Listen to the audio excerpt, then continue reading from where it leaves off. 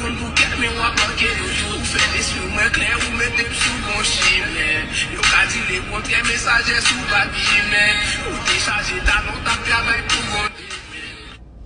Oye, Guadiaqueroso, yo te voy a enseñar en este video que tú no tienes 4 granos, usted nada más tiene 2, igual que yo. Yo tengo 2 granos, usted tiene 2, usted no tiene 4.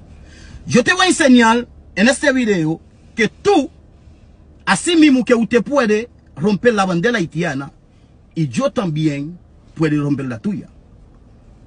Observa eso.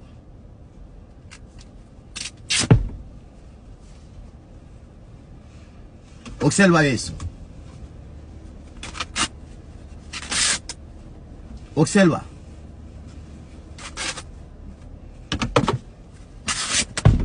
Que tú no tienes 4. Usted nada más tiene 2 granos.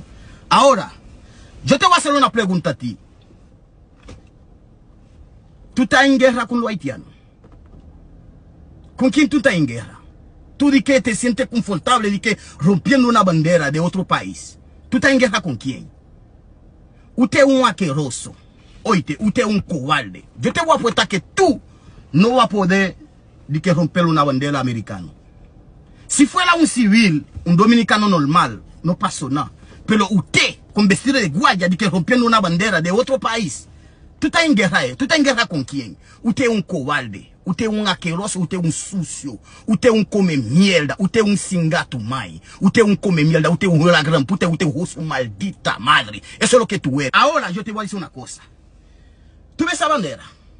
Esa bandera de Haití. Tú ves, mírala bien. Esa bandera de Haití, tú estás humillando ahora. Esa bandera que tú estás rompiendo ahora. Oíste, esa bandera fue que te salvó. Esa bandera fue que te puse en ese puesto ahí. Esa bandera fue que te salvó abajo de los españoles. Los españoles te tenían ahí. Fue nosotros haitianos que te puse en ese puesto ahí. Ahora tú estás humillando esa bandera.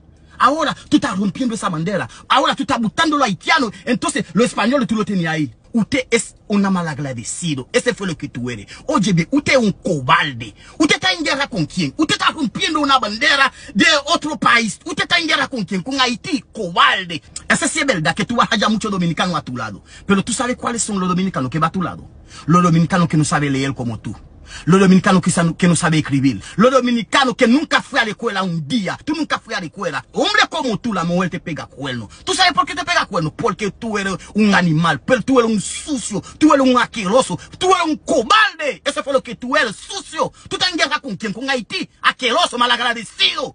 Nosotros haitianos te pusimos ahí en ese puesto. Sucio, asqueroso. Yo quisiera que se haga una guerra de verdad, coño, para agarrarte yo con mi mano, coño, picarte los granos, y picarte bien picado y sazonante, y hacerte un barbecue contigo, sucio, asqueroso, con la guerre, maman, gade, caca.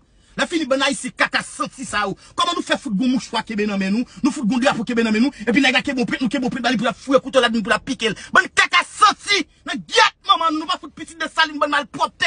M'da foutre même pour me camper face monsieur, pour me kebe à poil même et puis pour la fouiller couteau là dedans, ton écrasé, que mande bon Dieu mourir. Ouais depuis c'est nous même qui camper là, ton écrasé. M'da foutre nous tout dans bataille sans pas connait, ton écrasé.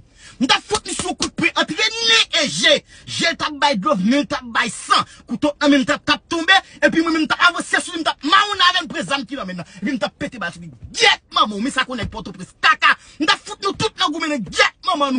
Là nous fout connaît nous dans état ça la canne une saloperie. T'as pour donner qui couper tête nous rete Haïti. Bah ils ont coupé tête nous une saloperie. Argentine a fout fusil nous ben caca. Nous fout camper nèg la fout fouiller couteau nous drapeau. Et puis la gré dans nous.